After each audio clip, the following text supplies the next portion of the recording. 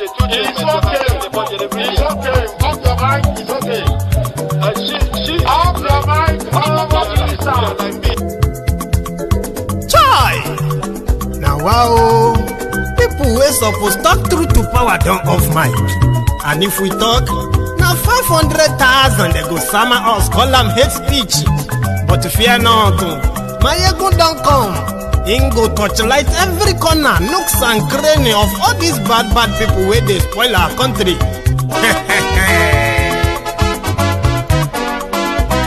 So my people make we laugh, yo.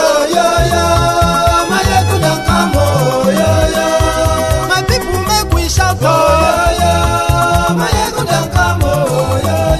My ego don't come, man of the masses, yo. My ego don't come, yo. Politico, this one not the off in mind. And in the touchlight every corner. Okay, some people be they holla say they want the power. Chai, them be promise us say we go get light and power. Them hustle sote they can't get the power.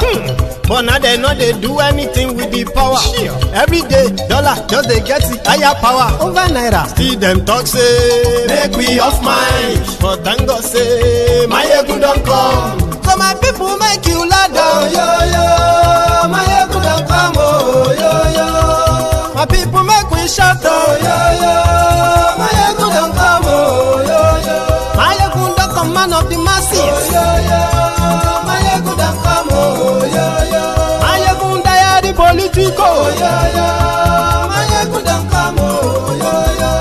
This one not the off in mind, yo. My ego don't come, yo. Person where they do evil, no one make person talk. Them say that my egun, that man too they talk. He too they talk. Say my egun diary, he they hot like pepper. But every day then they take money in bulk. Woman picking, they the street they hawk. Still them talk say make we no talk. But thank God say my egun don't come. So my people make you laugh, yo. My egun don't come, yo. My people make you shout, yo. My egun don't come, yo. Man of the masses, my ego don't come, my ego diary politico, my ego don't come, this man not the off in mind, my ego don't come, aha. Now you not done here, all these bad politicians, them we call themselves politicians. Where they thief our money, we no want make the common man get waiting supposed get for this country. And I never hear something. Now go hear one, my ego, you go show na paper. My ego diary political. So my people make you shout, yo. My ego don't come, yo. My people make we laugh, yo.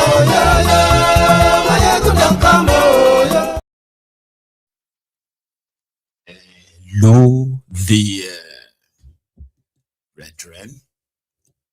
So good morning to you, good afternoon to you, and a good evening to you from wherever you are joining us. It is Mayegun live. As much as we are still battling with this algorithm jargons, so I want to say thank you to those of you who are pretty much here, who are kind of like tuning in.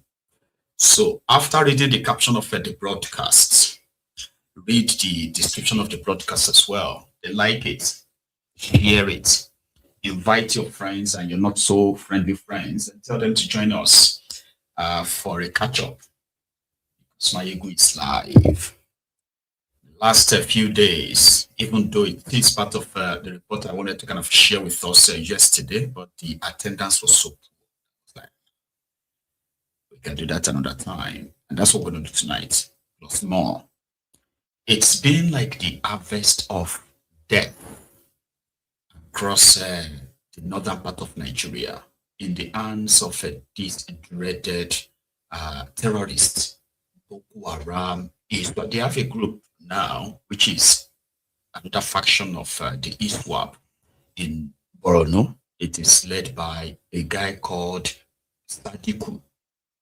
So they bombarded Gwoza 2 nights ago, while Tinubu, Shetiman, and the rest of them were busy inside the asshole rock, praising themselves and their achievement and all that. So the terrorists attacked a community called Ngoshe, a Gwoza local government area of Borno State.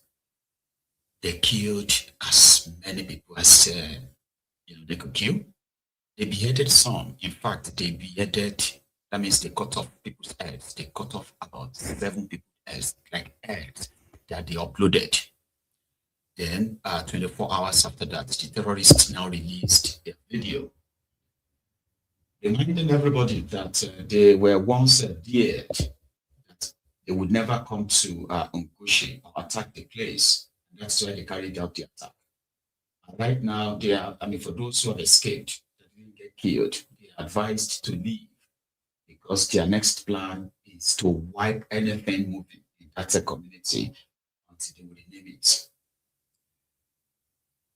Before that, it was a Bauchi where they slaughtered in a place called the Mansour.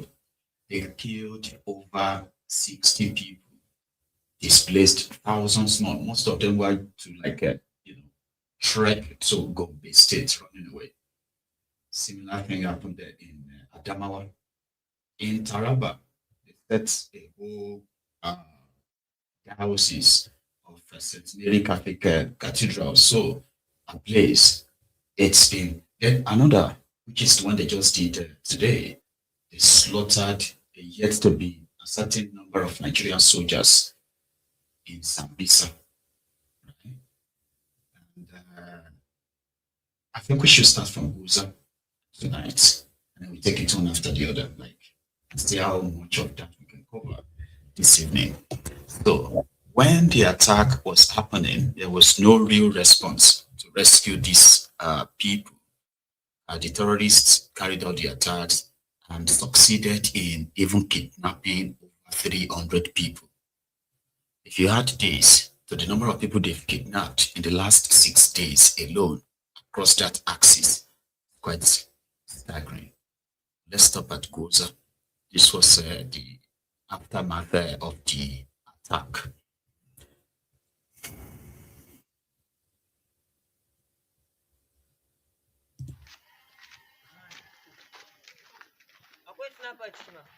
A cikin su ko? A cikin wayan.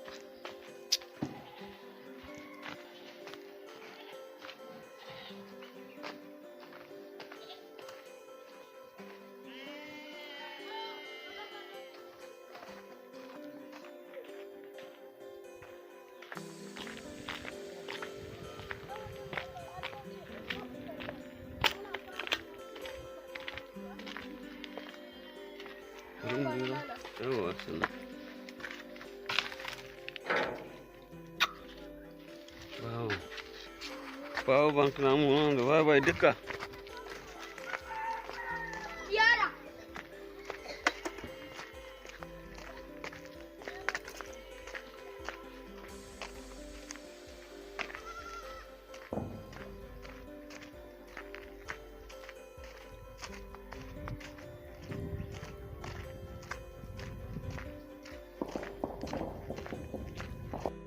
Wannan addu'a area Gwoza local government ne shi wannan ku gani jama'a abin da daren jiya ya faru tun daga karfe 6 har zuwa karfe 6 safe yau gaba daya an kore mu ku ga jama'a asabe na za mu samu wuri na ya samu wuri rike mana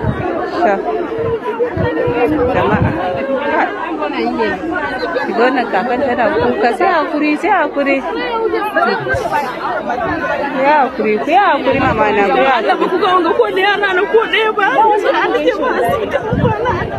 a babu za su zo akwai wanda kuma yana cewa ai miji kimi a cewa wanda suna ci za su zo yanzu kimi ina ga mutuna hanyar kuka yaran ki suna cewa kake kuka da wani abu ai ya zuba ba na ga mana ai cewa an rike ku a kuka a aiki shiru suna ne kuna gani jama'a muje mun samu wuri kuma na addu'a we need your prayers gaskiya wannan abu is not easy gaskiya Allah ya kama da sauƙin wasiƙa ne kuma suna wani ta karfi ne kana kuna gani Allah ka kama da sauƙin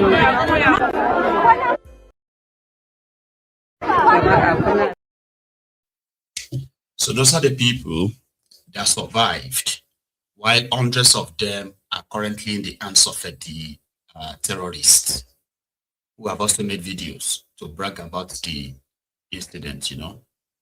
They haven't made demands. That's a different ball game.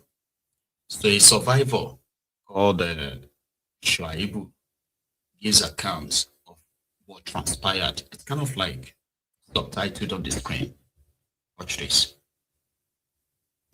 Ni gaskiya al'amari ya faru jiya shekaran jiya around 6:20 wasu sun sha ruwa wasu basu sha ba mun shiga masallaci wasu sun idan raka daya raka biyu sai muka ji harbe ko ta ina sun kai waye garin nan wallahi tallahi utan da ya shiga cikin gari ba mu tsammani cewa har za mu fita ba amma din saboda ikon Allah a duk inda ba yake ya ne taimakon sa wallahi haka nan muka zo jama'an mu muka fasa muka fita muka kwana a jeji yanzu abin da nake gaya muka na kamar yadda shi youth now yayi bayani akan cewa jama'a mu yanzu burci ko wanda yake kasa wanda aka kashe su mahal mutane mu kuma wanda aka ɗibe su ya yi sama da 300 kuma sun tafi da shi to yanzu a haka nan kamar yadda shi ya faɗi ma sojoji yanzu wallahi ko ɗaya babu a gare yanzu mu ba damuwan mu yanzu shine ma akwai sauran tsofi wanda ya rage wanda suka ce yanzu yara babu da mai sun kasa fita to yanzu da muna so ɗauki wannan ma a je a fitar da wanda akwai wanda ya tafi kamar yadda youth chairman ya faɗi ya tafi amma yanzu tsofin wanda ya rage ya kamata da mu je mu fi da su kuma mu rufe wanda Allah ya musu cika to saboda haka gaskiya wallahi idan na ce zan dinga faɗi abubuwan da muke ciki wallahi sai da mu wuni ba mu yi mu gama wani ba a takance a haka yanzu wai da inda kamar zaka ɗauka video na wani haka nan kowa ya fito da riga ɗaya wani ma ba takalmi a kafa belle wani ka ɗauka guzuri wani makaman tashin kiyama ne wani bai iya kula cewa aina ɗana aina yaro kowa yana nafsi ne to saboda haka yanzu a haka nake gaya maka yanzu kowa yanzu yana bincike ana yayan sai dai a ce cewa a wasu an tafi da su haka a yanzu a targaje muka yanzu muna nan muna zube ma a bakin lai wasu suna makaranta a zube haka to gashi dai alhamdulillahi gashi nan muna nan a raye to amma da za a iya taimako a taimaka mana da sauran jama'a da suka fita a taimaka musu da iya gudgudu a ba mu ce komai ba amma iya gudgudu da za a zo a taimaka mana musamman a kai mana jami'in sauran mu je mu dubi abin da ya akwai kuma mu buge ne su kuma a taimake abin da za a yi wayanda suka fita a basu su samu su sha su ci to saboda haka gidaje kam ba shi gari kam ya riga ya tashi duk gaba kida ba abin da za ka ce a haka nan yanzu naka gaya maka na akwai wasu mata suka fita su biyu sun kai sama da 200 a haka nan suna gare sun ce har zinc ma suna cirewa to saboda haka yanzu mu ba za mu ce komai ba sai dai kawai mu roƙi Allah ya kawo da wani kawo saukin al'amari saboda haka take bayan survivors. So right now, where the support should start from is probably not yet ascertained because, number one, the survivors have not really been accounted for. The abducted have not been accounted for.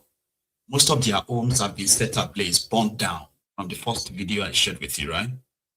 They burned down most of their homes. So many of them will have no real home to go back to, okay? And like he said, most of them left with just the clothing they have on.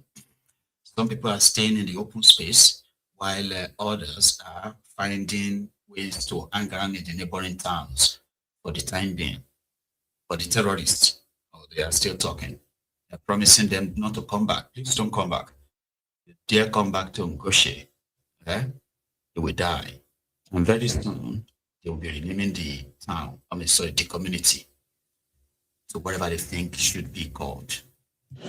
أعوذ بالله من الشيطان الرجيم بسم الله الرحمن الرحيم الحمد لله رب العالمين والصلاة والسلام على رسول الله السلام عليكم ورحمة الله تعالى وبركاته يوم شاشة قوات ترى شكرا دولة للرجل 47 من جماعة السنة للدعوة والجهاد والتبليغ في جابورة إمام أبو أميمة حفظه الله ورعاه وذلك جابورة أنا أدوس المشين ما لا علينا تو يوم قشنا الحمد لله سنة كبا قشنا بمسامي كومي بمسام كبا قش بقاش يوم الله كام مشكين غوشة إن شاء الله زمان كجامعة السنة مزومي الله يرى سلا إيدي أبو شزامي بابا يزامي بقبا زامي إن شاء الله تعالى بزامي بايا با قبا زامي الله يرى wannan goshe ne kowa ya sani masallacin juma'a na goshe kowa ya gani abakar hari ya yi idi a ciki insha Allah mu ne zamu idi a ciki mun yayyanka su ga kai nasu na tabuje su mun yayyanka ga mata da yara mun zama da su bayi Allah ne ya fara mana mun zama da su bayi gashi nan mun kama su bir insha Allah ta'ala ba ma me duburi ba har Abuja Allah sai ya kai al'ana ja'a al-qital wala tayin wala tahzanu li kawzami barami bakin ci barami kaskanci wajen neman su ba ko ina zamu je sai mun je mun neme su insha Allah tabutan Najeriya watanni bayan da su wuce mun yi barazana da kan nan mun zo gashi nan ga kan tabutan Najeriya azbe daular musulunci kowa ya gani yau da goshe gashi muna cikin goshe insha Allah za mu yi sallar idi a goshe ba za mu fita ba insha Allah ya zama daular musulunci Allahu ba za ta baya mu mutu insha Allah shine damuwar mu an mun je in man nasru wa mashahada ne kowa ya sani ne wannan shine kamurin da ya goshe insha Allah za mu yi sallar idi a goshe bara mu fita ba Allah gaba za mu yi yanwa bushra lakum yanwa na bushra lakum ko na ina ne muna muku bushara insha Allah yau muna cikin goshe shekara 1447 tun ranar 14 ga watan mun yaki ne 15 16 yanzu har yanzu muna ciki insha Allah bara mu fita ba har gaba in Allah yarda insha Allah Allah ne zai taimake mu Allah ya ce mana ya wala dina mu in tansurullahi yansurkum wa yuthabbit aqdamakum ya ko na ku imani idan kuka yana da zai kuma Allah zai tabbatar da daga mu insha Allah ta'ala Allah ya bar mana shugabanni mu kuma Allah ya hada zuwa ta mu Allah ba mu gashi nan da Allah na ba mu nasara kan kafin dai wannan da shine takaitaccen bayani ba za mu yi tsawata bayani ẹni òfò ni ẹ ṣòfò láyé ẹ tún sí lálìkìyàmà ẹ̀yin rádaràda wọ̀nyí ẹni òfò ni ẹ ṣòfò láyé ẹ tún sí lálìkìyàmà ẹ̀yin rádaràda wọ̀nyí ẹni òfò. Guess what? Those guys, they most of them, or if not like 99% of them, know shit about the Quran or even Islam. Most of the guys who finally got released from their captivities, right? They said, if you have been, okay, maybe this is not the way to put it, but they said the period they spent with these terrorists in their captivities, in their dungeons there, right? Now these guys, they didn't see one of them, right, go on to say they want to go and pray. None. They were busy smoking, drinking, using different kind of drugs, and doing all manner of like unbelievable things. But when they want to face their cameras, you'll be hearing inshallah, inshallah, and that. But majority of what drives them in this case, right, is the resources they are grabbing. That is why when you look at those people, we usually scream Islamophobia. I mean, those ones who wanted to believe that condemning these characters, okay, is indirect attack on Islam, or you are indirectly kind of like hating on Islam. So in that sense, they would rather come out in the name of defending Islam, okay? They'll be defending these terrorists. But behind it all, what really drives this whole madness, this terrorism, it's about mineral resources. Hidden behind religion, and those who are funding them are the ones you find in most of these your big gatherings of these religious fanatics, They are the ones that are always there. They are the guest speakers, the sponsors, and all of that. Those are people funding this man who have nothing whatsoever. Yeah. That is in Gwoza, in Wukari, that is the Taraba state. they set an entire diocese on fire, like the whole place. Sadly, this is St. Mary's Cathedral, Wukari. It caught fire some minutes ago this night, and as you can see, the whole roof is completely raised, and some of the pews were rescued, and that's about the most that the people who came early could do. So currently some of the pews are burning inside, and the whole roof is gone. This is what is left of St. Mary's Cathedral. We are about to, with time, we'll find out the cause of the fire outbreak. But at the moment, this is the situation, and this is the condition of the Cathedral of St. Mary's, Wukari. It's a very sad incident, and it's been one hazard to another in the diocese. So please continue to pray for us, and let's hope that things get better someday.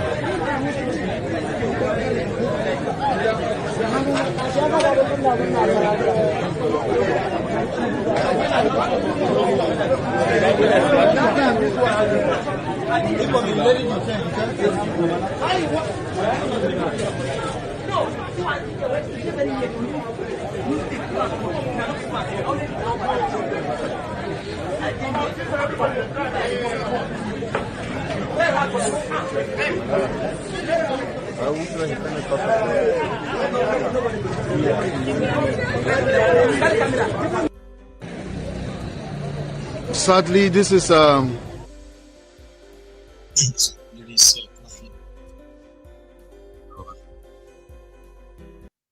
the Wukari, Taraba State.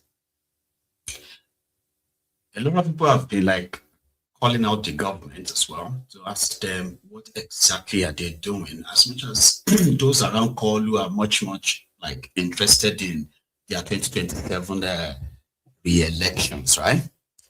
So while Gwoza born, Hitman, Kolu and the rest of them, they were treating themselves to a dinner inside the ass old rock. And we're talking about the opposition, as well as how Nigeria has become so great and better under Tinubu that only the oppositions are not seeing it. This guy is from the state where over 300 have been taken.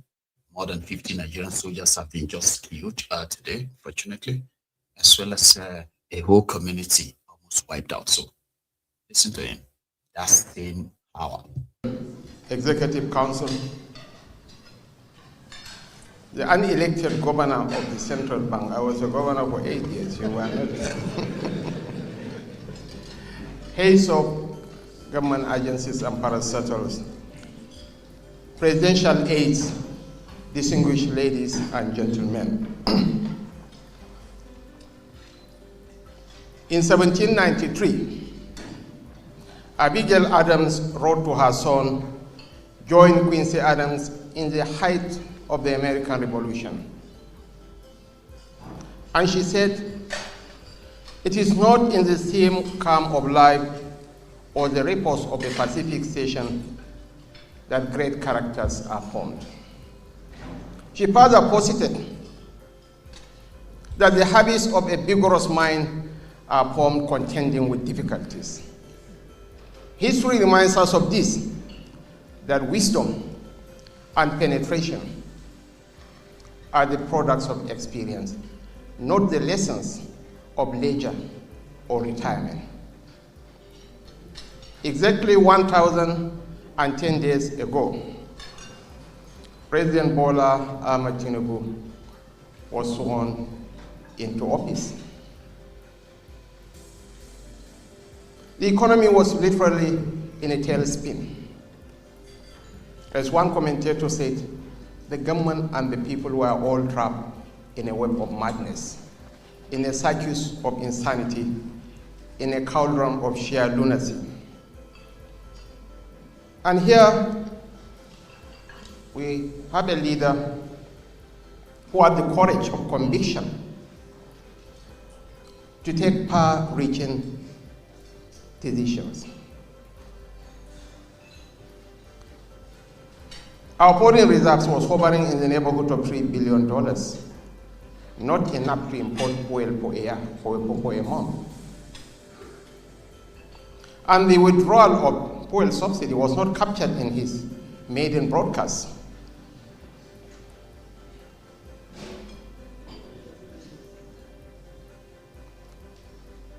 He's a student of power, he's a practitioner of power. He deliberately refused to insert it in his maiden speech. And the measure of every nation, as they said, is the man at the helm of affairs, because the tone of leadership becomes the climate of the nation. 3 years, the economy has bounced back.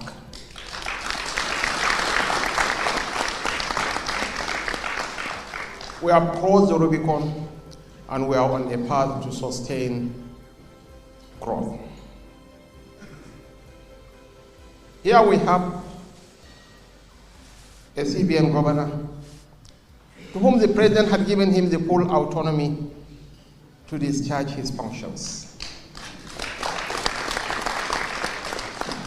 And posterity will be kind to you. So, Your Excellencies, distinguished ladies and gentlemen, on behalf of a grateful nation, on behalf of President Bola Tinubu, I must extend with sincerity our appreciation for the support the Federal Executive Council and other members of the government have given to this administration. In seasons of tough decisions and necessary reforms, you have chosen country over comfort. You have engaged with our agenda in the spirit of partnership, offered scrutiny without sabotage, and proved that democracy works best when the institutions of government compete in the race to serve the people better. History will remember that at a time when it was easy to inflame division, the Federal Executive Council and members of the establishment steadied the nation with responsibility. On behalf of the President, I want to most sincerely thank you for your comradeship, for your support, and for your partnership. Nuisance Lele. Nuisance Lele. Nuisance. So we call him Maiduguri Elon Musk, because you can't call him Elon Musk. He's a rocket man that wants to, if he becomes your president, it's going to become the King Jong-un of Maiduguri. You have to change his title for those who knows him very well. All right? While they were busy betting themselves and, singing the eulogies of themselves inside the asshole rock, both civilians, soldiers, everybody was speaking race. Yeah, these soldiers were running away. Kana ga soja suna gudu kuna ce kai yawa. Amma mu tafi. Richard, ku zo mu tafi. Kana ga soja suna gudu kuna ce kai yawa.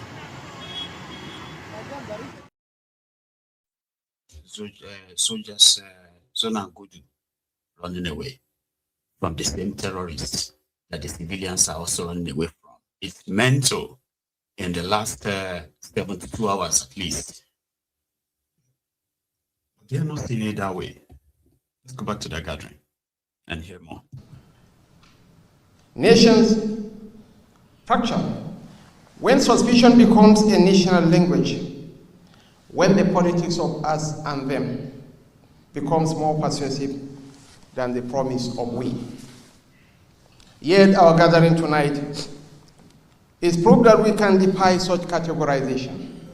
Here, we have Nigerians of different faith, different ethnic configurations, from different parts of the country, all fused into one in the mission to serve this great nation. This is the greatest black nation on earth, 247 million people. And by 2050, will be the third most populous nation on earth. And by the end of the century, Nigeria will be the most populous nation in the world. Your Excellencies, distinguished ladies and gentlemen, the political season is around the corner. I will urge you, I'm imploring on all of us, I beseech thee, we are all political animals, as Galileo Galilei said. We have to sell our government. South Africa has a population of 60 million, not more than 20% of our population. South Africa is generating the equivalent of 60 trillion naira every year from personal income tax. How much is our PIGO? A paltry 3 trillion naira. When the fly buzzes around and they stop the man with a pestering sore, no one talks. But when this man grabs the fly and throws it into his mouth, the whole world will erupt in a cacophony of exclamations and reprimands. The same people that are shouting hoarse that the tax reform was meant to further pulverize and pauperize the poor is far from the truth.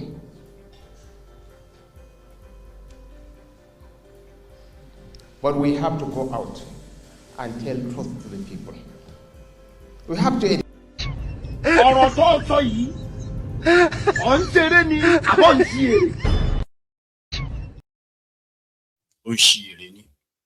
So they have been spending money to go and tell Nigerians what they are doing, not the other way around, for Nigerians to say, oh, we are seeing what you are doing.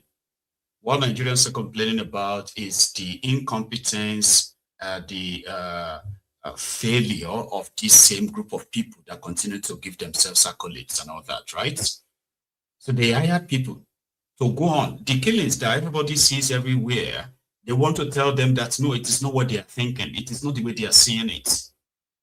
A lot of people are beginning to even question the presence of the American soldiers in Nigeria, the American airstrike in Nigeria and all of that stuff. How much of reprieve that has brought upon to Nigerians, almost at zero, right?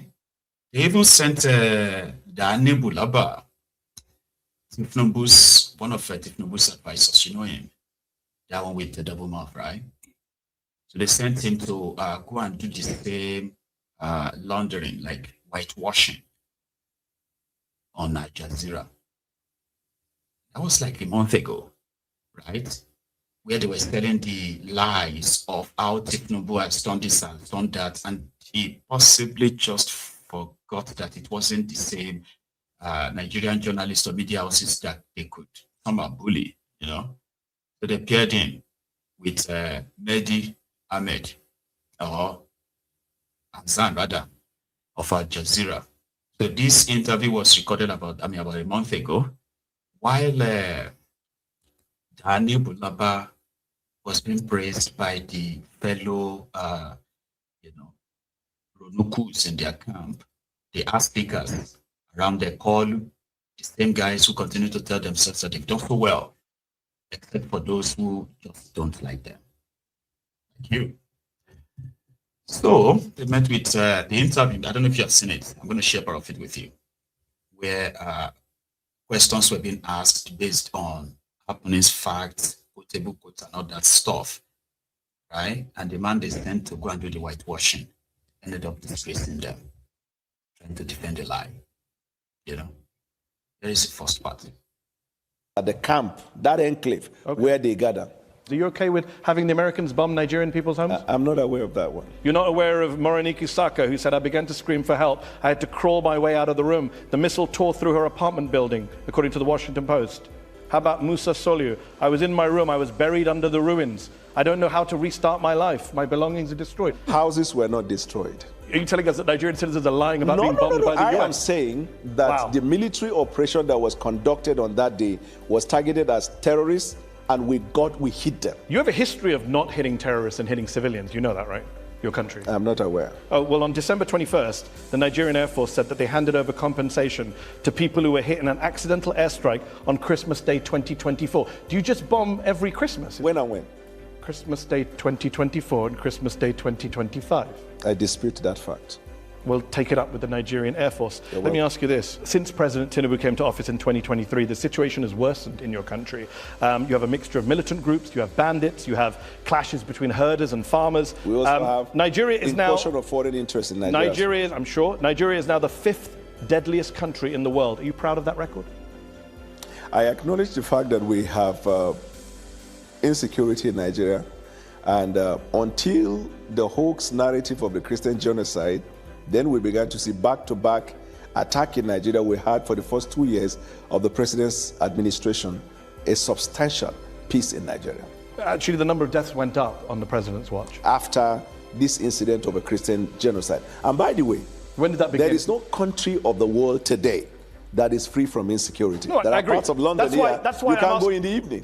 Okay, but we're not bombing London to root out militant training camps. But you have had so many of the bombing on behalf of the United Kingdom by the United States. Since you're making rather spurious comparisons. No, the context 11,000 people were killed in conflict in Nigeria in 2025. That is up from 8,700 in 2023. That is a 26% increase in the number of Nigerians killed since your party and your president came to office.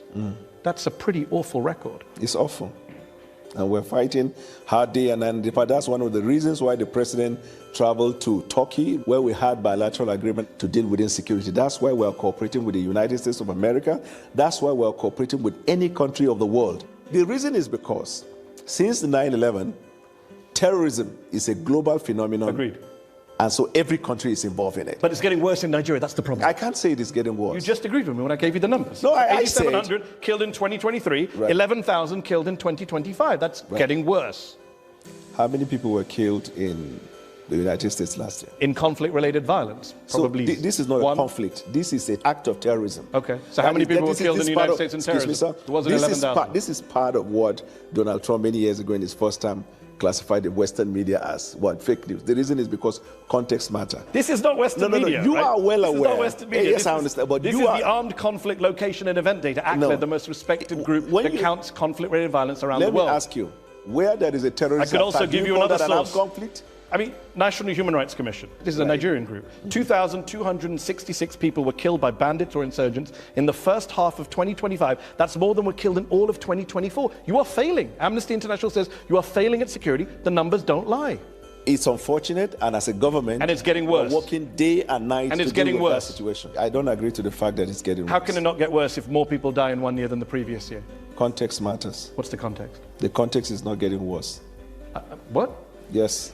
The context is not getting worse. The context is that it is not getting worse because you see, this is a water, right? Okay. If you have the water half, you could say half glass filled or half empty. Yeah. Isn't it right? Yeah. So the Western media always see Nigeria, Africa, and some of the activities in Africa as half empty. Excuse me. But we see it as half full because when we look at it, and when I say context matter, before the president took the oath of office, we knew the situation in Nigeria. And you made it worse. When he made the decision to take bold step to put Nigeria in better trajectory, we were well aware of the camp, that enclave. I am not aware of that. I am not aware of that.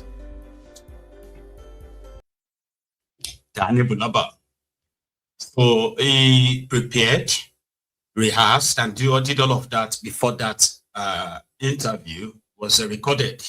But he still went there to go on and do the whataboutism. What about? And they keep pointing fingers, downplaying the record before him, which is what they normally do. Oh, it even got kind of like it got worse.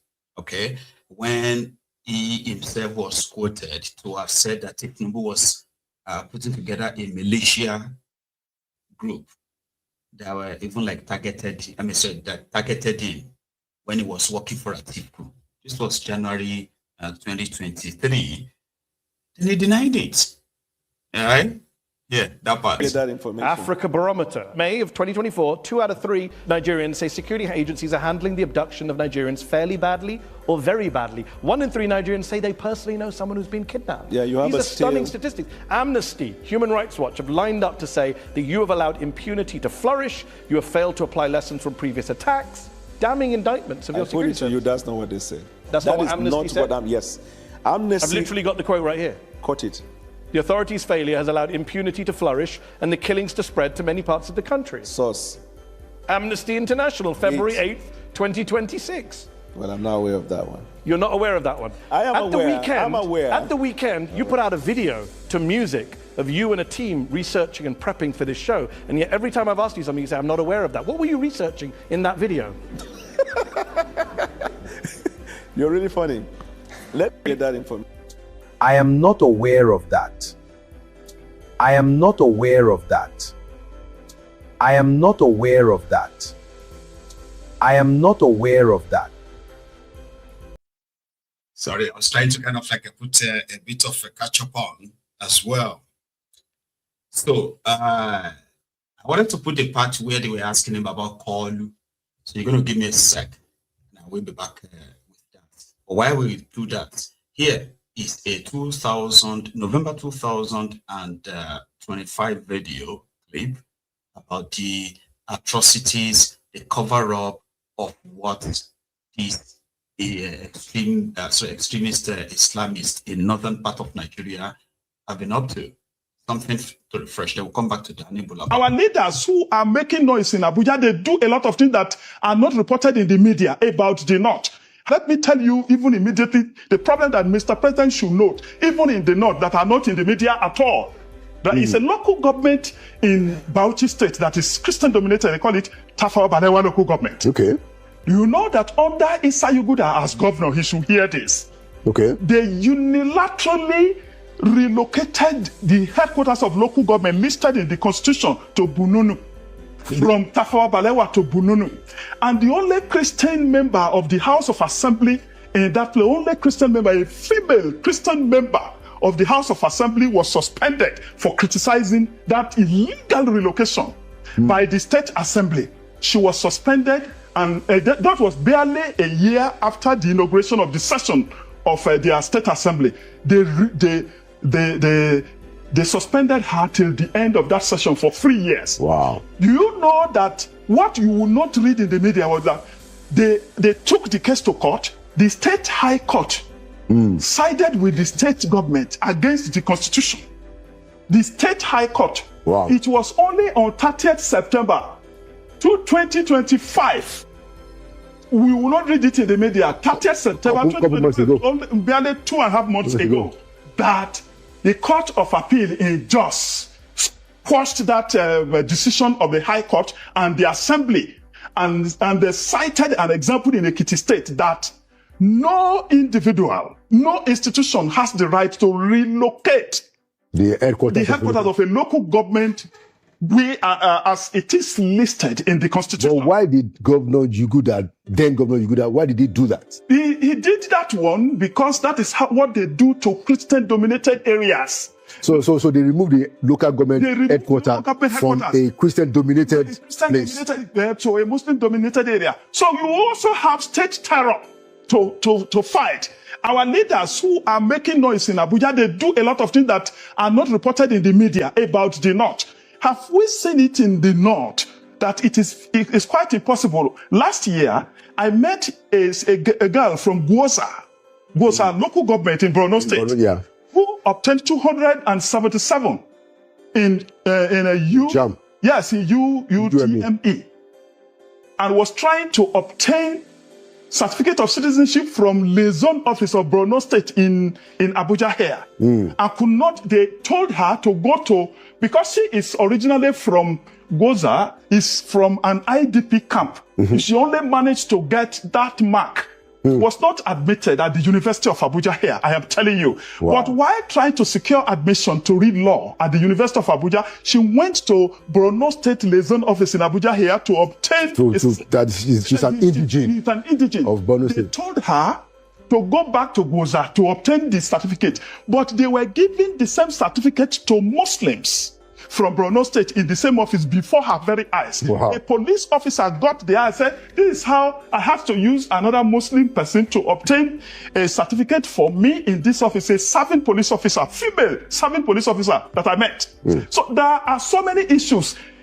Most of the children of Christians from this northern state, you see, this is a very complex issue. It is. Very complex issue. Most of these children of Christians from so many northern states cannot get admission to read medicine, law, or these computer science engineering courses, even if their parents, I have so many of them as friends, even if their parents are professors in certain universities, they changed one from medicine to Christian religious knowledge.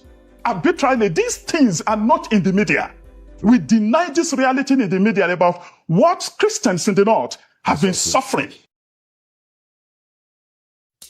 We are coming back to that one as well, talking about true federalism.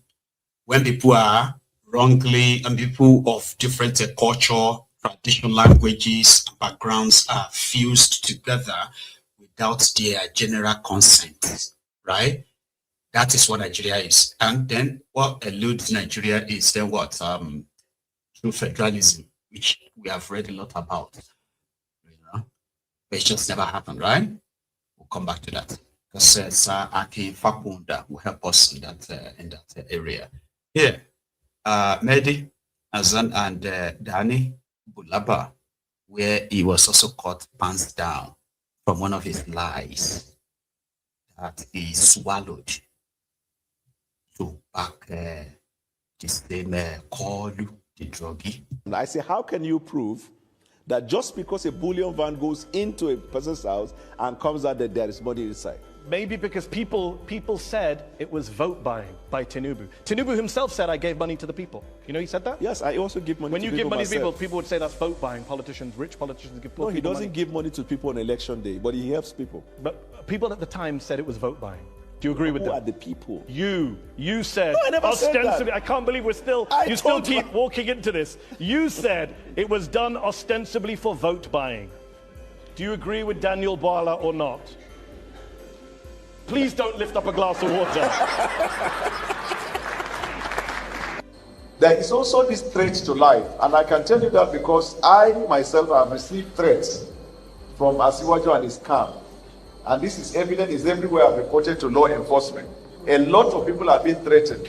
I am not surprised because a militia has been created, and I'm calling on the government to look into that. So finally, gentlemen of the press, there are many other wide range of issues that will come in the coming days, but this is just the introduction of what I have to say.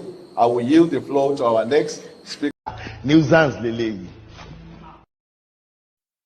So he's heard his words many times, just like Reno Mokri, the Reno Omo Kirikiri. Now, that one is now the ambassador to Mexico, by the way. Yeah, they started posting them to different countries. They posted, they posted one to Iran, ambassador to Iran. Posted another one to Israel, ambassador to Israel. And they have also posted Reno Omo Kirikiri. They posted him to Mexico. The same place he did his research, according to him, and confirmed that Tinubu is a drug baron of international dimension, including Mexico, St. Lucia, and all these places. Now, he's going to be an ambassador to Mexico. Right.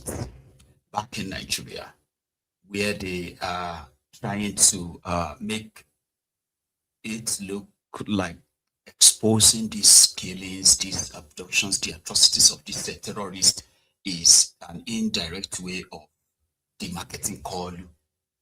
Yet, the victims of all this terrorism, right? They are real people, flesh and blood like me and you.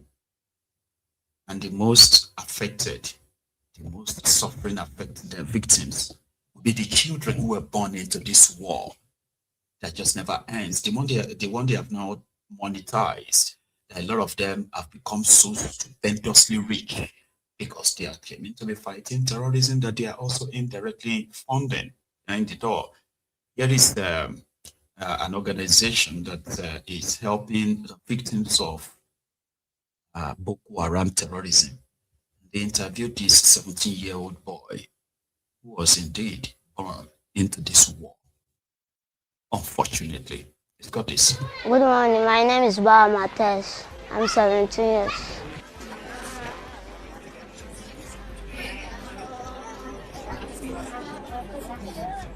It was the Boko Haram.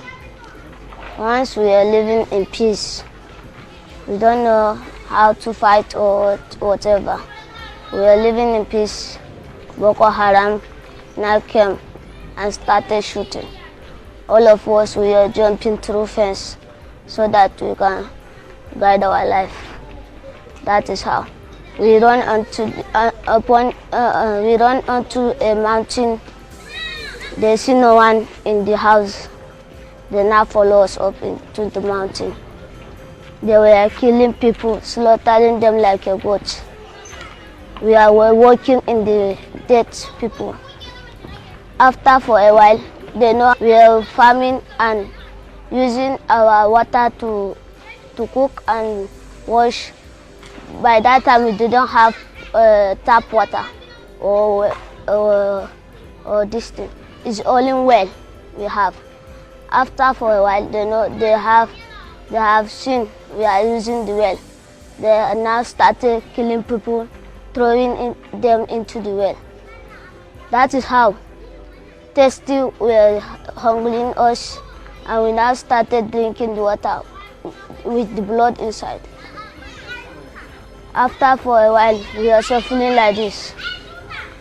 They were killing people, know how you can do to save them. If you come out, they will kill you too. Like this, they were killing our brothers and sisters. We are seeing them. But my mother, she's a businesswoman. She used to fly Akara.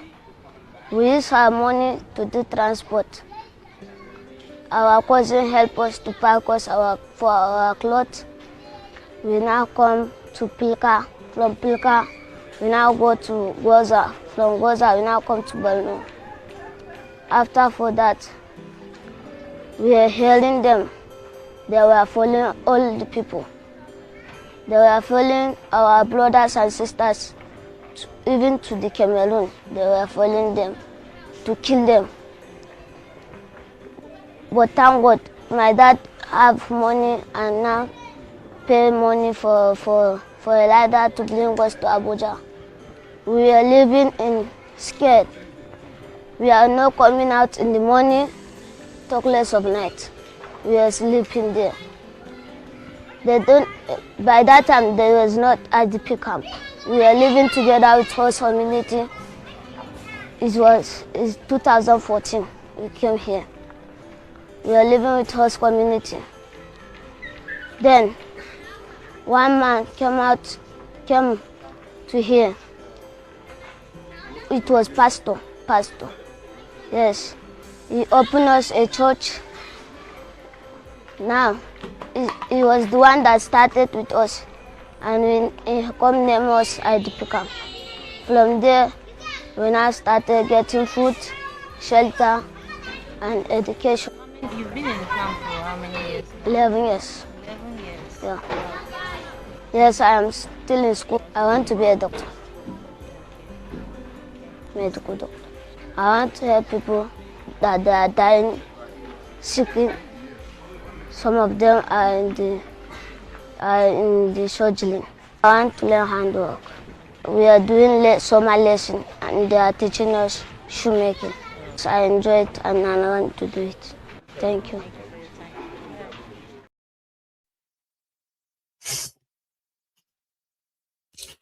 So, a younger victim who has been in that system, and they are like in their millions, because the internally displaced Nigerians that are mostly less spoken of, there are over 11 million Nigerians who have been internally displaced. And out of that, you also have over 22 million out of school children. Most of them are children of the communities that have been destroyed, ruined, and most of them have been like orphans. They've killed their parents, these terrorists. in the last 12 years now, because it's been like going on and on and on, non-stop, right? And here is someone speaking on the matter, asking the same question: when are we going to? What are we going to? What are we going to? What are we? Other questions. I just want to ask, why don't we care about the Nigerians that were slaughtered in Kwara State?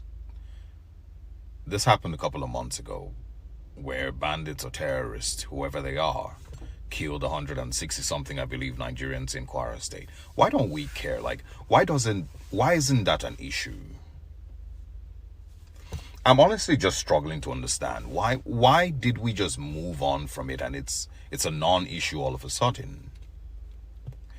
Because typically, I mean, I would expect that on itself is an election decider. You don't just, take steps forward towards the election, and I mean, you should already know that you're going to lose the election right from that incident.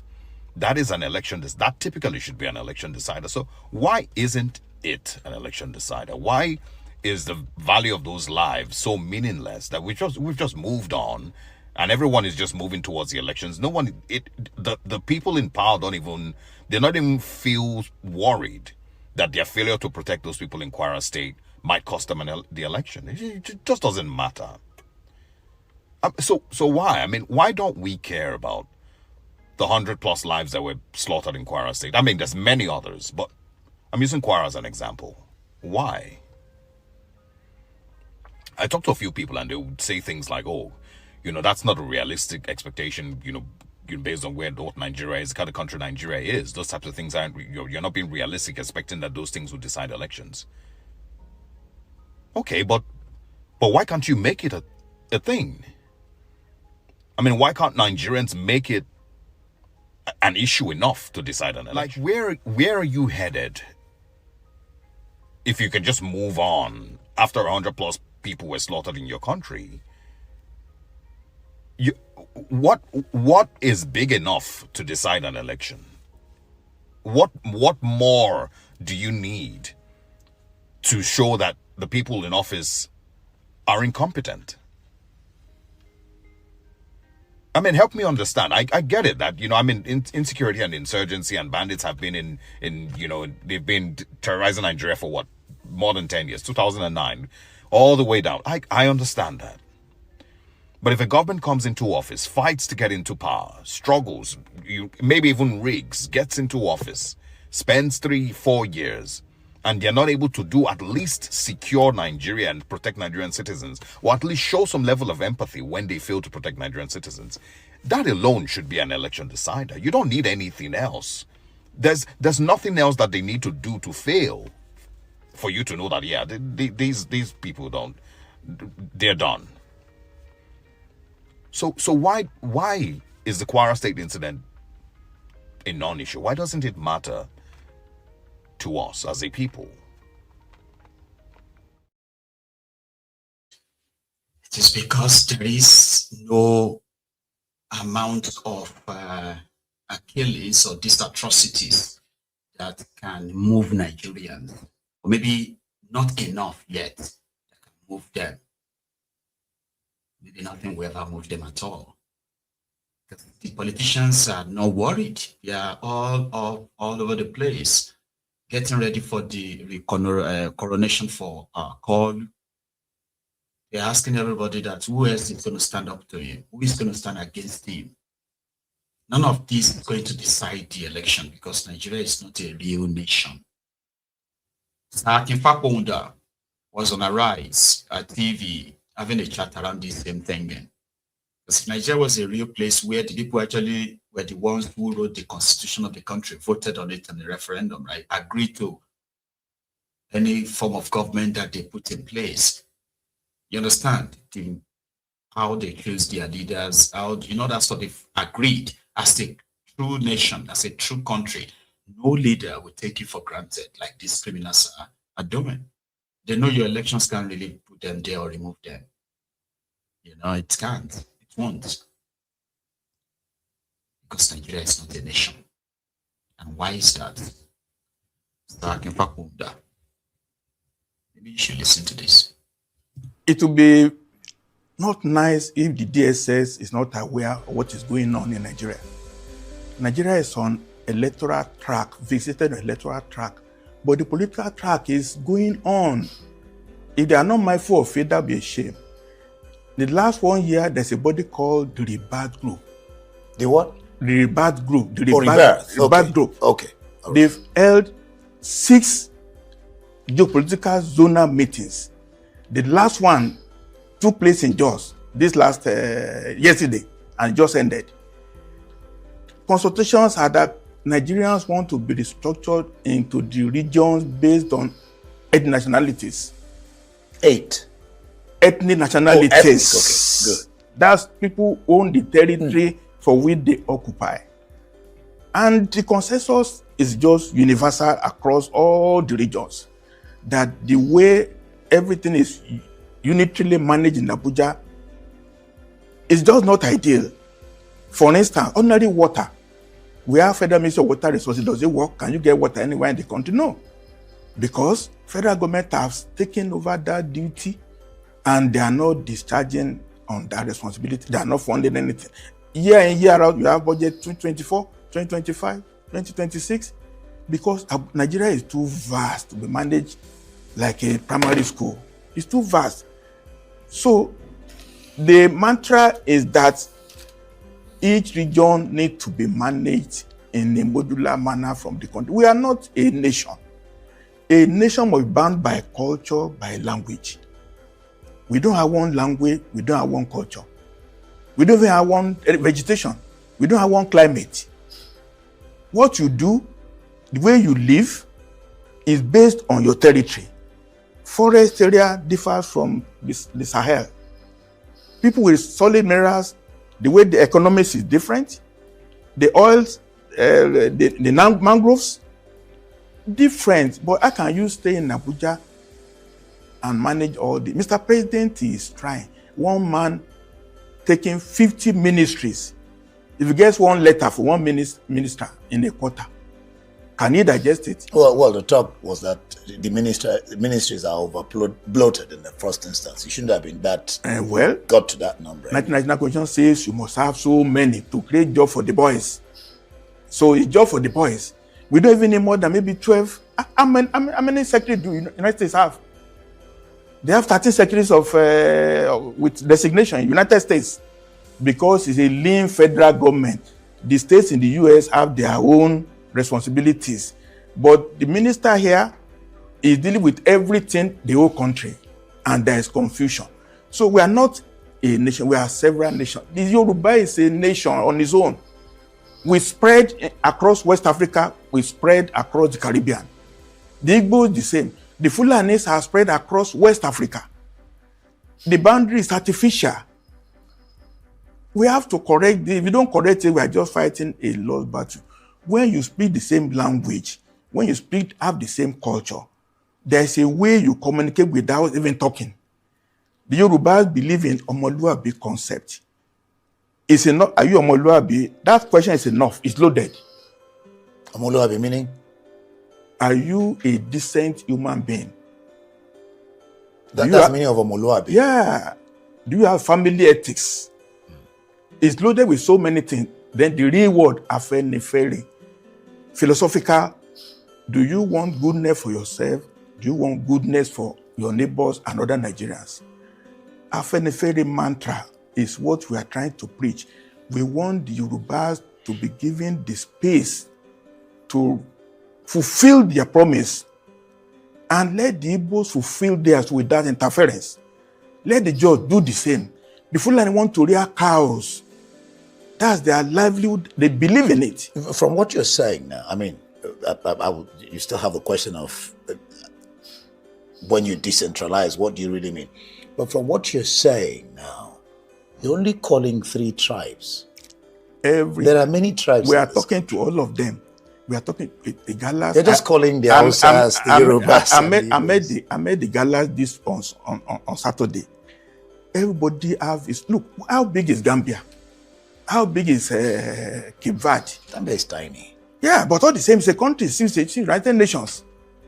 When we organize, we can federate. You'll be surprised that in Yoruba land, we are not just one, as you think. We are 26 entities in Yoruba land, 26. Each one in his own territory. We have Egbas, we have Ijebus, we have Ilajes, we have Ekiti, we have Ijesha. If people from Akoko speak, you may not even understand it in my own area. So from what you're saying, if you have that number, how does it differ from having that number, the whole of the nation? You know, because you might still begin to get the same problem. As I said, we are Omoluabi, there's a common denominator, even though we have variations. But even in the Yoruba land now, we have designed a system of how to govern ourselves in a democratic federating unit. We are going to be 26 federations units that will make Western region. Each one will have semi-autonomy. So it's not as if Ijesha will oppress the Jebus or the Egbas will oppress the Lajes. Even so, what we have been doing is to fashion out a means of running Western region if we allow to be on our own. And then the news is out. The Igbos are doing the same. The South, they are doing the same. The Middle Belt, they are doing the same. They are meeting currently as we are talking. They say should be aware of it.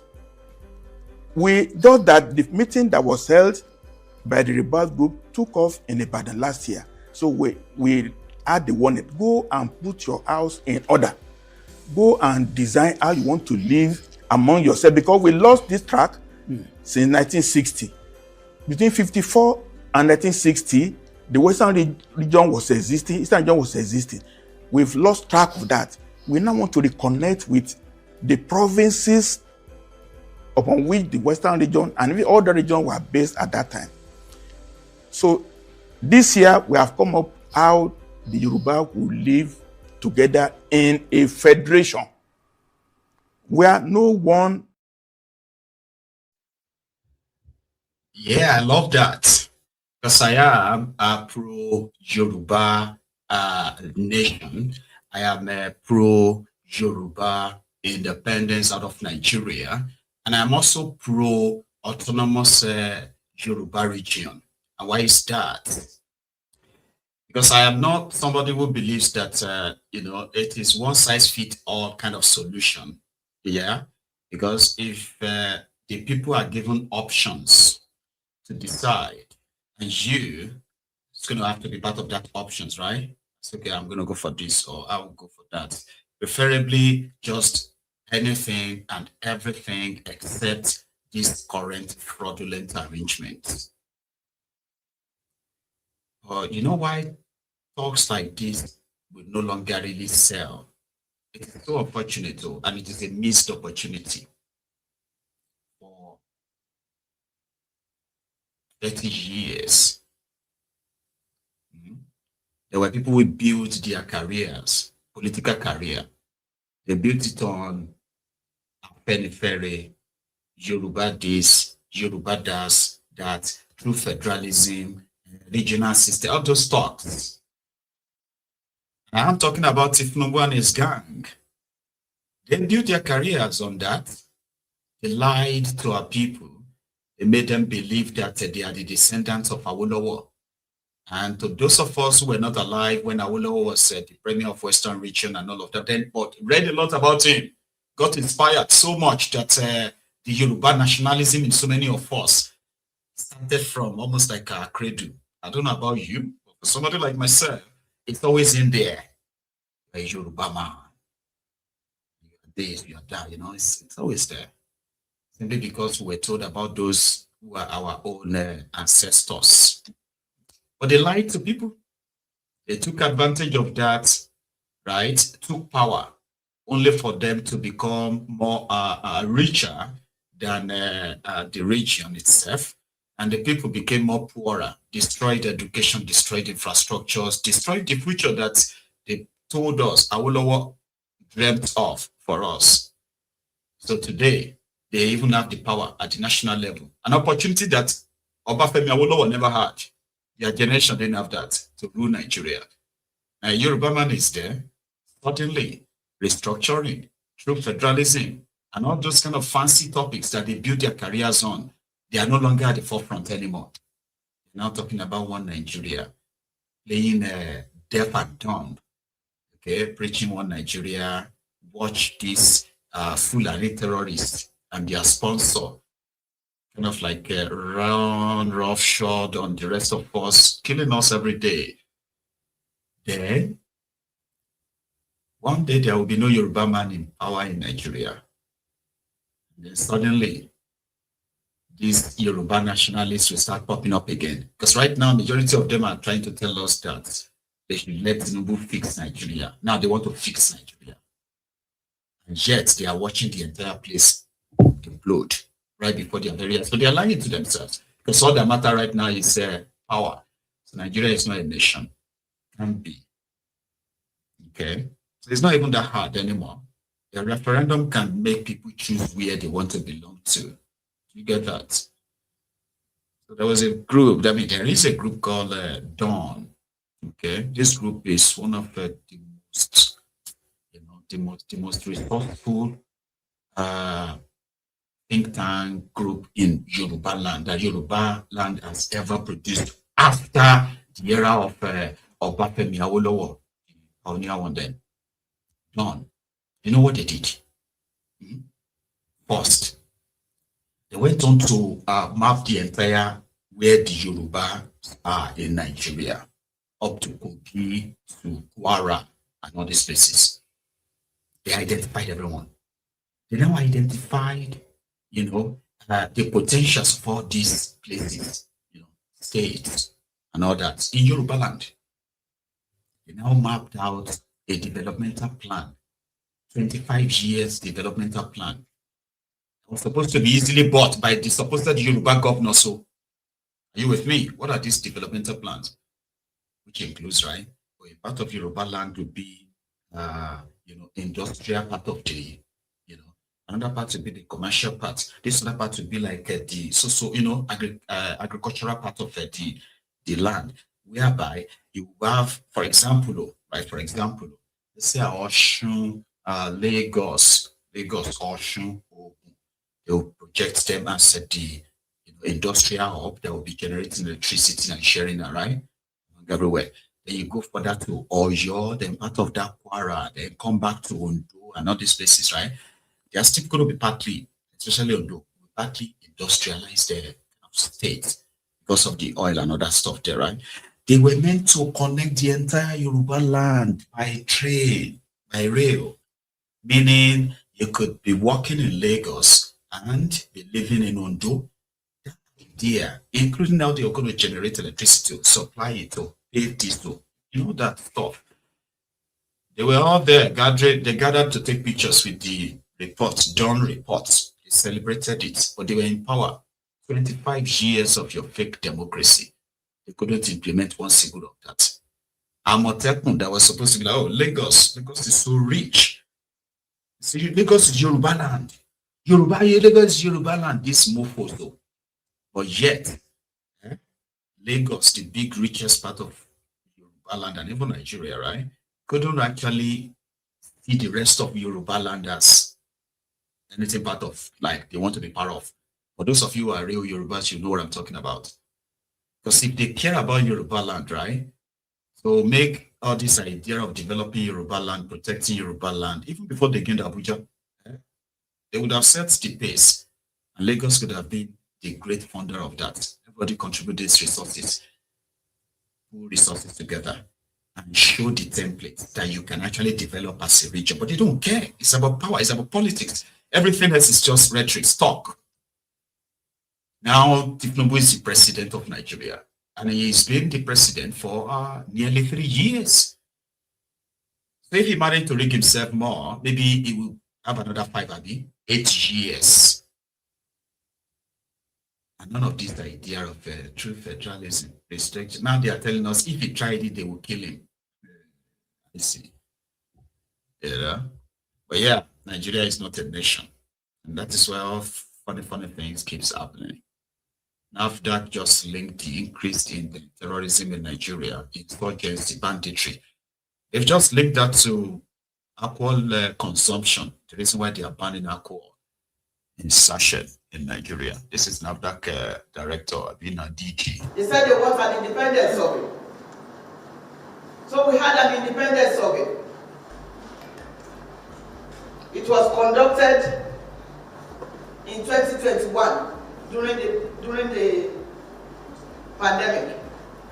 The overall objective of the research is to undertake a national survey of consumers and retailers of alcohol, beverages, and wines to determine the extent of alcohol abuse among underage.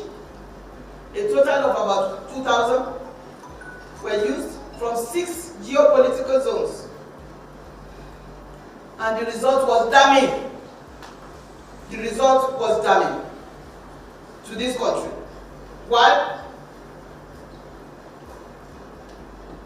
Because it was found out that 54.3% of minors and underage obtain alcohol by themselves from various sources. 49.9% of them patronize retailers of drinks sold in sachet packs and PET bottles. 50% of our children drink alcohol. Findings further suggest that minors and underage also access alcoholic drinks from friends and relatives, about 50% also, as well as from social gatherings. Of those who procure drinks for themselves, 47.2% of minors and 48.8% of underage procure drinks in sachets because it is easy to consume. Whether you are a good parent or not good, bad, or you are a bad parent, doesn't really matter. These sachets are easy to consume, and that is what NAFDAC has banned. Packet sizes that are small, that children can consume. Frequency of alcohol consumption by minors and underage. The survey data revealed that 63.2% of minors and 54% of underage drink alcohol occasionally, while 44.3% and 38.3% of adults drink alcohol occasionally and daily respectively. So they even drink it more than adults because it is easy to consume. Additionally, 9.3% of minors and 25.2% of underage children consume alcoholic beverages, and 11.3% of minors and 9.4% of underage consume alcohol at least once a week. As young as 9 years old, in this survey, consume alcohol. Most minors underage, summary of findings, buy alcohol for themselves. It's about 50 naira to buy sachet alcohol. Some people have been rich, have been made rich, but some children are losing their future, their livelihoods in the future. Some children are potential patients for liver cirrhosis, for kidney failure, for mental instability.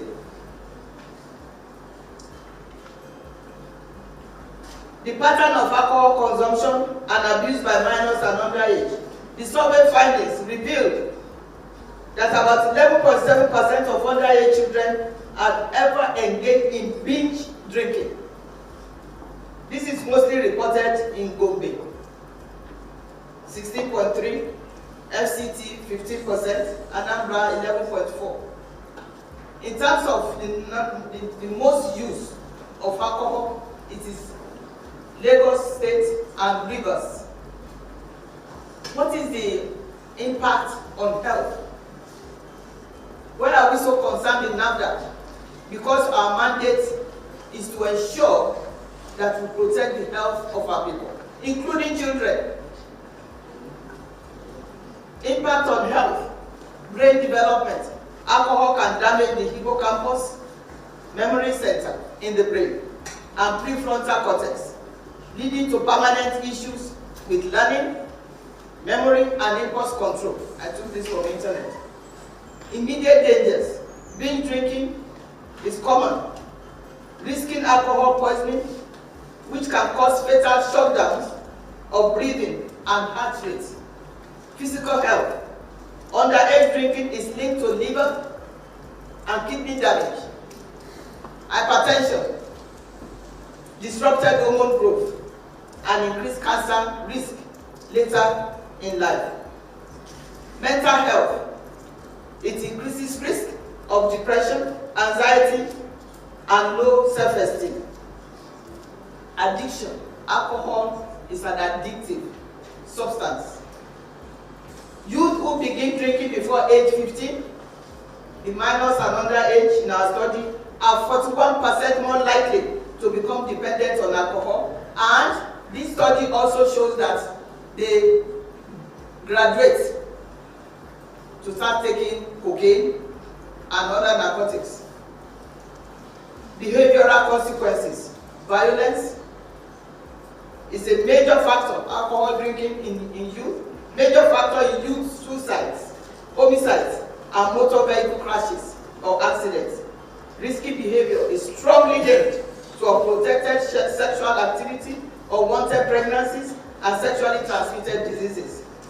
Academic problems. Drinking often leads to lower grades, missed classes, and impaired cognitive function. In our country, it is responsible for banditry. It is responsible for kidnapping. You cannot be in your right mind and point a gun at somebody. It starts from alcohol and then goes on to hard drugs. Because of all this, the Senate decided that they're going to make resolutions. On November 6, 2025, they made the resolutions, and these were communicated to the Secretary to the Federal Government, SGF, on December 1, 2025. I know that a lot of you will be like having like 1 million questions, because most of you watching this broadcast are adults, and you can't really probably agree to the damages that alcohol can actually do. But they are talking about minors, okay, like children. Somebody just asked just now that if Lagos and Rivers states are the two states where minors are consuming more alcohol, how is that then linked to the terrorism and banditry in northern Nigeria? Kind of, I mean, your question is all right, but I may not probably like 100% agree with that researcher figures that she's reading out, but I don't have any contrary sort of like a statistics to counter that. So we just have to possibly just speak the message from it. You know, in Nigeria, it is easier for children to access alcohol. And there are those that will tell you that they have been drinking alcohol since they were 10, 15. They didn't see it as anything, right? But it's actually not really good. You get that now. So I have seen videos and I have seen interviews, documentaries of some of the BOKO Haram fighters. And then, yeah, a few others who are into this insurgency as well. Somehow when you look at them, you can easily tell that most of them are mostly under influence of either alcohol or drugs, because they are so young to be able to actually do what they are doing in that sense. So yeah, they are trying to protect children. And when it's about children, right, I think a lot of us would need to calm down and look at the message properly. Okay. The other things get in Nigeria, right, that a lot of people complain about this, that. the part or the demographic that you barely think of is that of children. You know what I'm talking about? Yeah, once, you know, an unfortunate incident befalls a family, and this family is a family that have children, right? So most of the victims that people barely talks about are the children in the long run. And many of them have ended up falling into the wrong hands, that the trajectory of their lives have been changed because of that life event. So I don't know if banning it is enough or if it's just a start. But most importantly, right, please discourage your children from drinking alcohol, no matter how little or tiny, just don't, please. Because in the long run, right, that's the time their brain is pretty much like a forming. In that sense, the frontal, the frontal lobe, I mean, the frontal cortex, this part, which helps you to, you know, to learn and be able to learn properly, right? So once that place becomes affected, that may just be you for the rest of your life, or not you. That is already dry fish. People like us, because me, I drink alcohol. I drink it occasionally, maybe once in a blue moon, maybe once in 2 months, 3 months, occasionally. But that's not for us. And even for us as well, you know, generally, we said alcohol actually consists of that thing, you know. So it's just an health check, public health, for that matter. Let's go to something else. Again, I am going to probably stay in Yoruba land. A few days ago, this man raised the alarm that was supposed to be helping us to catch the terrorists kidnapping people and killing people in the forest, right? They were hired by a family to come and help them capture a son, their son, who claimed to have left Islam. And because he left Islam, that is why they hired Amotekun to come and capture him, so they could take him to a psychiatric home.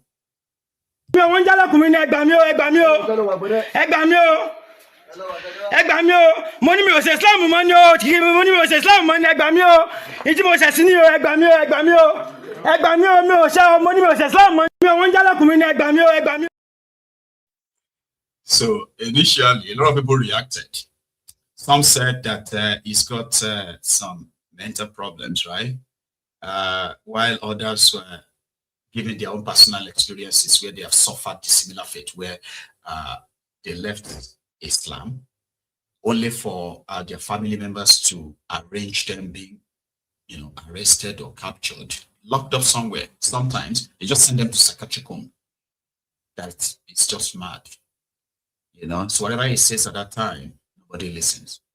So this guy came back again to make this clip to tell us what happened after they took him away. I greet everyone. Good morning, Ohajo. Ekaro. Ní ìjẹta, àwọn Àmọ̀tẹ́kùn wọ́n wá sí ibi tí mò ń gbé. Wọ́n wá arrest mi. In fact, wọ́n plan láti já ilẹ̀kùn wọlé. Mi mọ nǹkan tí mo ṣe o. Ìgbà tí wọ́n gbé mi tí mo jáde tí mo padà sílẹ̀ fún wọn. Táwọn mo ṣẹ̀ṣẹ̀ bí ọ́fíìsì wọn náà gbé mi lọ ni. Ibi tí mo realize ni pé hospital náà gbé mi lọ bí tán ti ń wo wèrè. Torí pé mo ní mo ṣe Islam mọ́, náà fi sọ pé wèrè, náà fi lérò pé wèrè ni mí o. Torí pé mo renounce Islam. Náà fi ṣe bí wèrè ni mí. Ìgbà tí a dé hospital ní ìjẹta, wọ́n dá abẹ́rẹ́ kan bò mí tí mi mọ orúkọ. Agídí náà fún mi lábẹ́rẹ́. Mi mọ abẹ́rẹ́ tán fún mi o. Wọ́n dílé mi, wọ́n dí tèmi síbẹ̀, wọ́n fún mi lómi, omi méjì. Mi mọ tán fi sí, àmì mọ àwọn abẹ́rẹ́ tán fi sínú omi yẹn náà. Gbogbo ẹ̀tàn gbogbo nǹkan tán ṣe fún mi lágídí ni o, kò ṣe nírọ̀rùn o. Wọ́n fagídí fún mi lábẹ́rẹ́, fagídí fún mi ní everything tán fún mi ni. Ìgbà tó di ìrọ̀lẹ́ àná tí mo wò pé bóyá máa jáde torí mi ara kẹsẹ́ pàrà mi ò yá, mi pẹ́ anybody pé mo sick. Wọ́n kàn wá náà ni pé torí pé mo sọ pé mi ò sí Islam mọ́, mo ti ya wèrè. Ìgbà tó di ní ìrọ̀lẹ́ àná, wọ́n bá tó fún mi láwọn abẹ́rẹ́, àwọn abẹ́rẹ́ wèrè kan tí mi understand, tí mo ṣe ti nọ́ọ̀sì dànù, mo sàṣàkó lọ hospital. Kò jẹ́ bó ṣe jẹ́ o. Kò jẹ́ bó ṣe jẹ́ o. Mi ò mọ̀ ìgbà tí Àmọ̀tẹ́kùn di àwọn tí wọ́n tó di pé wọ́n mú yàn fún ẹni tí ó ṣẹ̀sìn mọ́. Mi ò mọ̀ ìgbà tí Àmọ̀tẹ́kùn ṣiṣẹ́ fáwọn ẹlẹ́sìn o. Ìjọba Ọ̀yọ́ state, ẹ pè àwọn Àmọ̀tẹ́kùn, ẹ pè wọ́n sí ọ̀rọ̀, ẹ bá wọn sọ̀rọ̀. Mi ò mọ̀ nǹkan tí mo ṣe o. One threatening life me. And then these people, àwọn tí mo fẹ́ dákọ̀ yìí, iṣẹ́ ni mo ń gbọ́ tán jọ sọ wípé ẹ jẹ́ ká pa, ẹ jẹ́ ká ṣe léṣe. mo gbọ́ lẹ́nu wọn Azeez Mustapha Khalifa ọmọ ìyá mi ni wọ́n fẹ́ pa mí Azeez Sehu Toyib òun ló ń sọ fún Mustapha pé ẹja ṣe léṣe ẹja pa mo gbọ́ lẹ́nu wọn wọn mọ̀ kí mò ń gbọ́ ìgbà tí wọ́n wá sẹ́yìn kùlẹ̀ tí mi ọkọ̀ sílẹ̀ fún wọn Rasaki tá ń wá ọmọ ìyá ni wọ́n náà òun náà wà láwọn tó fẹ́ pa mí ẹgbàá mi wọ́n fẹ́ pa mí ni o but mo ti free báyìí in fact mo lọ sí live báyìí ní TikTok mo lọ sí TikTok live báyìí ẹgbàá mi o kó tó kí wọ́n padà pa mí o. This was in Oyo. And there are others who have said similar things that if you renounce Islam, I mean, this is Yoruba land though, because I grew up there.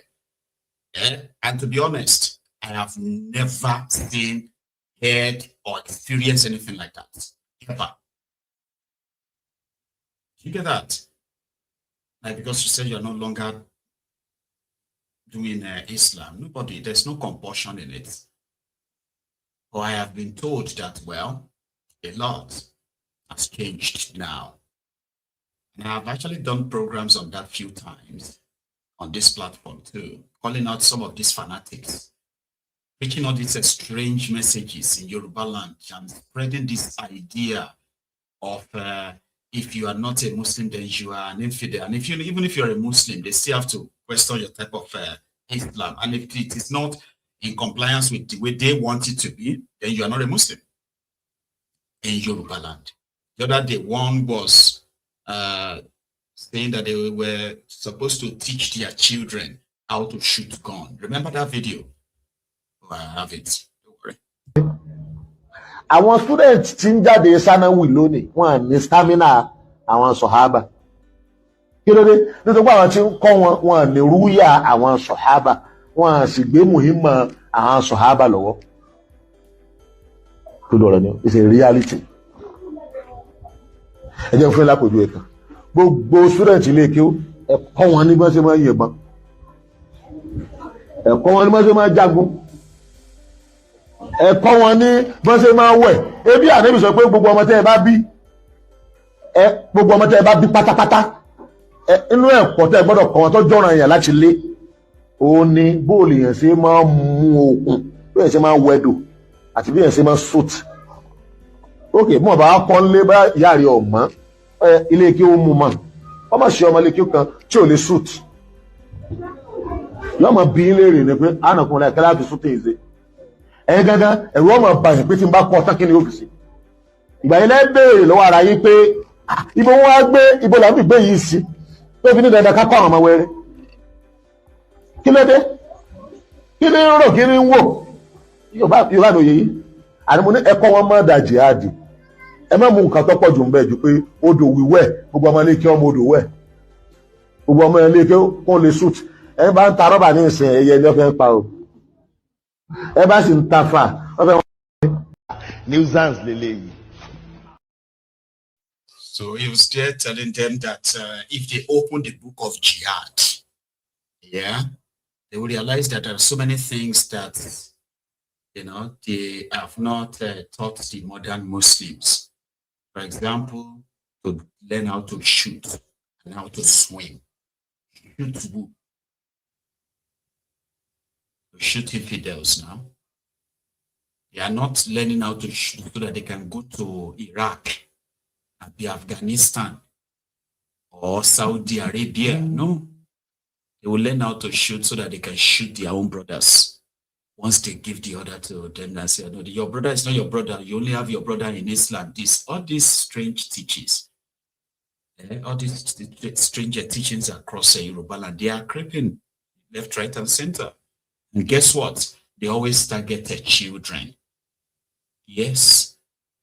The moment they have the adults, they will recruit their children. Their children will be the pioneers.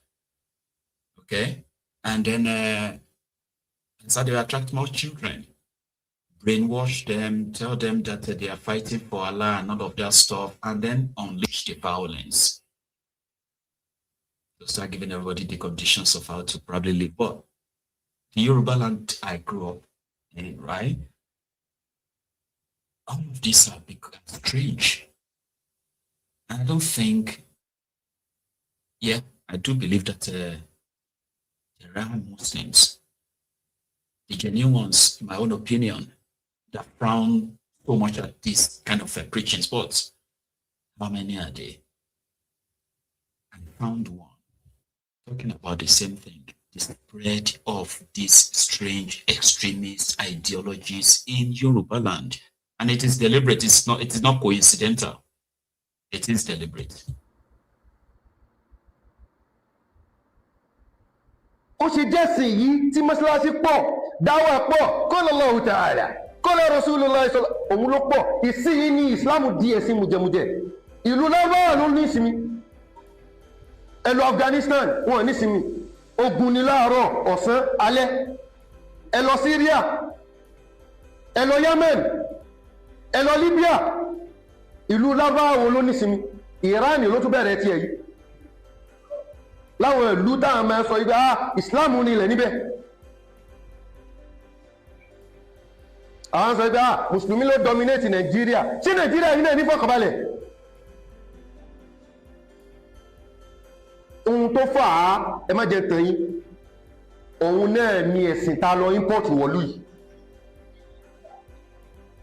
gbogbo ẹni tẹ́ ẹ bá rí tí è tako kèfèrí tó jẹ́ pé mùsùlùmí ẹgbẹ́ ní mẹ́ntako ní mẹ́múlọ́ta àwọn nìyẹn o láfi sọ fún yín gbogbo yín tẹ́ ní mọ́sálásí gbogbo ẹ̀yin bàbá wa yìí tẹ́ ẹ kọ́ mọ́sálásí sílé yín àtẹ̀yìn ìyá wa ẹ̀mọ̀rọ̀ àfà tẹ́mẹ̀ gbé mọ́sálásí fún o orí múmbàrí yìí kan náà lódìdí ìmáàmù ló ti sọ wípé tí Sultan bá ti dájọ́ oṣù tí wọ́n bá ti tẹ̀lé ẹ̀sìn wa ní ká pa ṣé ẹ̀gbọ́n ni orí múbàrí kan náà ni mufti ìlú kan ló ti sọ wípé ṣé rí ẹwà jẹ́kọ̀ọ́ ọmọ yín ẹlọ kọ́ wọn bí wọ́n ṣe ń yìnbọn ẹlọ máa ràdá fún wọn fídíò tó go viral ní àwọn táwọn wíwọ̀n yìí ni o wọ́n ti wà ń lẹ̀ Yorùbá yìí náà o kọ́lọ̀ mọ́sálà wá lọ́wọ́ wọn o ayàlaka yìí èèyàn kan ò lè sọyàn kan di mùsùlùmí tọ́lọ́run ò bá fẹ́ Ànábì sallallahu alaihi wasallam tọ́lọ́run ó bá fún èèyàn ní privilege ní òun ló kọ́lọ́run fún mẹ́nà ẹ̀gbọ́n bàbá rẹ̀ Abu Tọ́líbù tó dúró tì í ó fẹ́ kú báyìí ó pọ̀ pàkà kú Ànábì ní bóòtẹ́ ẹgbà ìsìlámù kan sọ wípé la ilaha illallah Muhammadu Rasul ọlọ́run gba àwọn ẹ̀dá ní kò léwu ẹ wá ṣe wáàsí fún àwọn èèyàn wọn tẹ̀lé yín ẹ bẹ̀rẹ̀ sí ní pa wọn kódà kó má jẹ́ mùsùlùmí kó jẹ́ kìrìsìtẹ́nì kódà kó má jẹ́ kìrìsìtẹ́nì kó jẹ́ lẹ́bọ gbogbo ohun tí wọ́n bá pera wọn èèyàn kan ò ní right láti ṣe wáàsí fún èèyàn kan tí ò bá tẹ̀lé ẹ kẹwàá lè pa wọn ẹ wá pa odidi ìlú run èèyàn 100 ọlọ́wọ́ bí yín o gbogbo àwọn ọmọ yín ẹ mọrú lè kéwu tẹ́ mẹ́ fi wọ́n sí tọ́mọ rẹ bá ti ń délé tí ò lè kí ẹmọ ipé dádì ẹ kúlé wàhálà ń bọ̀ nulé rẹ nu o tẹ́ẹ̀ ti ń ṣe mítìn tó ti sọ pé ẹ̀sìn tí wá ní ká má máa ṣe family meeting ẹ̀sìn wo ló ní kéèyàn má ṣe family meeting lọ́jọ́ tá Ànábì wa Muhammad sallallahu alaihi wasallam tí wọ́n ní lára pín gbogbo. That's a cleric condemning all these preachers that these strange extremist preachers of some of these Islamic clerics.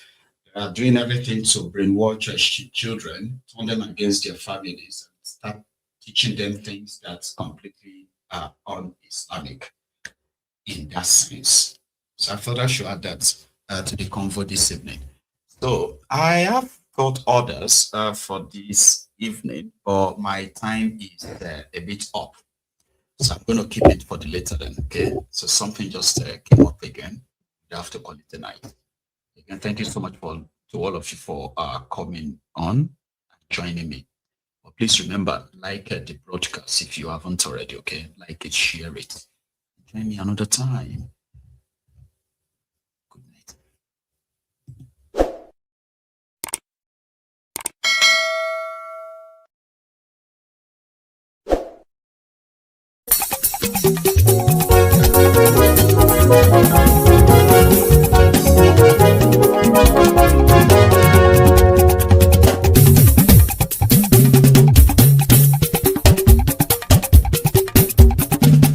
Máyégún làwa mọ̀ làmọ̀ tó dódòdó. Máyégún dáyàrí Náyìnbí nọ́mbà wá. Máyégún làwa mọ̀ làmọ̀ tó dódòdó. Máyégún dáyàrí Náyìnbí nọ́mbà wá.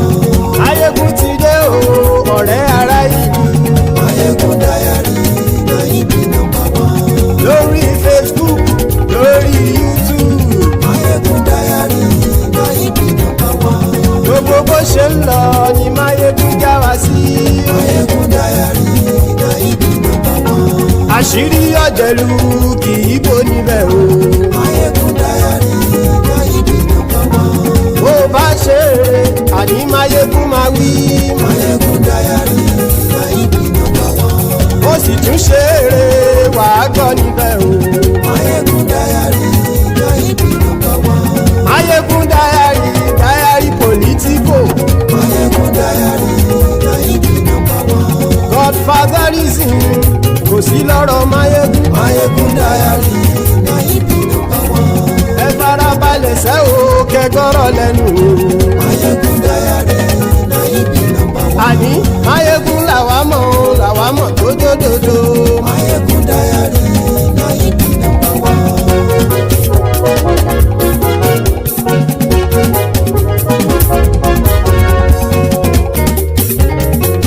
Àní ẹ̀sùn ràkì. Máyégún ti dé. Máyégún ti dé. Ọ̀jẹ̀lú ẹ̀sùn ràkì. Máyégún ti dé. Àní ẹ̀sùn ràkì. Máyégún ti dé. Lórí Facebook. Máyégún ti dé. Àní ẹ̀sùn ràkì. Máyégún ti dé. Lórí YouTube. Máyégún ti dé. Àní ẹ̀sùn ràkì. Máyégún ti dé. Bọ́ bàbá gbé wúrẹ́. Máyégún máa wí. Àní ẹ̀sùn ràkì. Máyégún ti dé. Ijó ìgbádìyẹ. Máyégún máa wí. Àní ẹ̀sùn ràkì. Máyégún ti dé. Bí pẹ̀sìdó bá rúfin o. Máyégún máa wí. Àní ẹ̀sùn ràkì. Máyégún ti dé. Bí gómìnà kówó jẹ. Máyégún máa wí. Àní ẹ̀sùn ràkì. Máyégún ti dé. Ọlọ́pàá tí ń darí bá. Máyégún máa wí. Àní ẹ̀sùn ràkì. Máyégún ti dé. Aṣòfin tí ń rúfin o. Máyégún máa wí. Àní ẹ̀sùn ràkì. Máyégún ti dé. Òpùrọ́ olóṣèlú. Máyégún máa wí. Àní ẹ̀sùn ràkì. Máyégún ti dé. Ọ̀jẹ̀lú ẹ̀sùn ràkì. Máyégún ti dé. Àní ẹ̀sùn ràkì. Máyégún ti dé.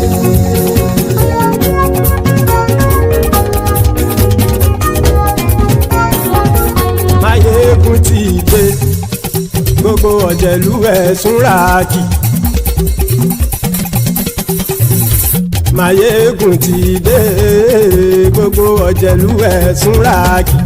Ṣùgbọ́n ní bá ti ṣe èyí tó yẹ kí wọ́n ṣe, ọmọ bá dèrò ní fi wọ́n níran o. Máyégún ti dé. Gbogbo ọ̀jẹ̀lú ẹ̀sùn ràkì. Máyégún ti dé. Gbogbo ọ̀jẹ̀lú ẹ̀sùn ràkì. Ṣùgbọ́n ní bá ti ṣe èyí tó yẹ kí wọ́n ṣe, ọmọ bá dèrò ní fi wọ́n níran. Wọ́n fowó bẹ́ẹ̀ o. Máyégún ó sọ pé wọ́n ò fẹ́ bẹ̀. Wọ́n fowó bẹ́ẹ̀. Máyégún ó sọ pé wọ́n ò fẹ́ bẹ̀. Oníkan ṣáàtì ṣe èyí tó yẹ kí wọ́n ṣe fáwọn ará ìlú tó gbé wọn débẹ̀ o. Máyégún ti dé. Gbogbo ọ̀jẹ̀lú ẹ̀sùn ràkì. Máyégún ti dé.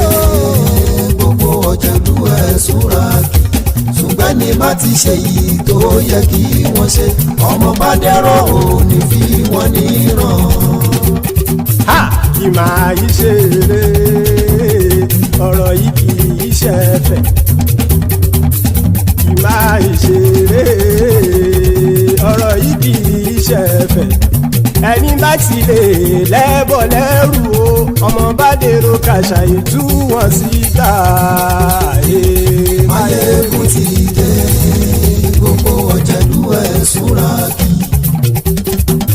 Máyégún ti dé.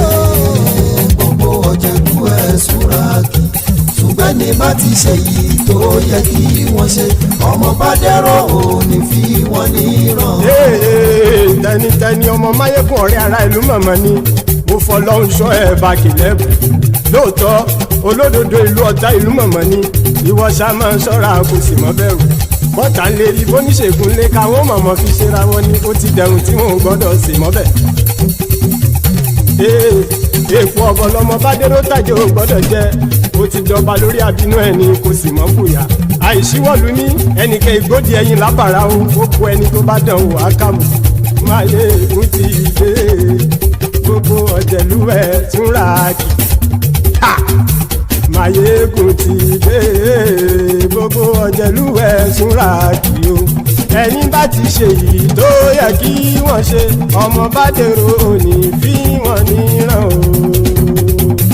Máyégún ti dé gbogbo ọ̀jẹ̀lú ẹ̀ tún ra kì.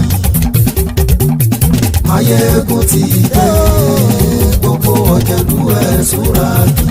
Ṣùgbọ́n ní bá ti ṣe yìí tó yẹ kí wọ́n ṣe ọmọ bá dẹ́rọ̀ ò ní fi wọ́n níran.